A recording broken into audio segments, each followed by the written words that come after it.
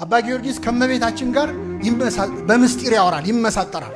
ለልጅሽ አማልጅኝ ወይ ጸልይልኝ ቅድስቶ ለምኝልን አይደለም፣ እንዲህ ብለሽ ለምኙ ይላል። ሐሳብ ያቀርባል። እኔ አንድ ሁለቱን ልንገራችሁ። በጣም የሚገርመው የአባ ጊዮርጊስንም ትሕትና ለመቤታችን ያለውን ፍቅርም ለእግዚአብሔር ያለውን ክብርም ያሳያል። ለምሳሌ ለልጅሽ እንደዚህ በይው፣ ከዚህ ወራዳ ትቢያ ጋር ለምን ትከራከራለህ? ዝም ብለህ ብትምረው አይሻልም? ማረው። ላንተ እንዴት ይህንን ትቢያ አፈር መቅጣት ምን ያደርግልሃል? በይው ለልጅሽ። በከመ ልማድኪ በሊ ለፍሬ ከርስኪ ካህሊ ደግሞ ይላል አይደል?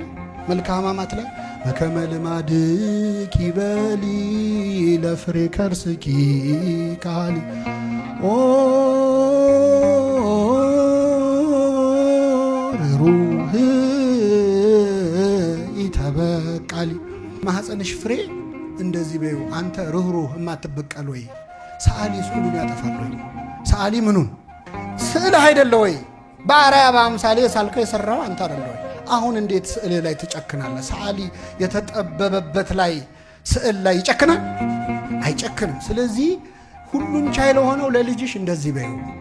ሰዓሊ ስዕሉን ያጠፋል ወይ? እባክህ ይህን ስዕልህን አታጥፈው በይው ይላል።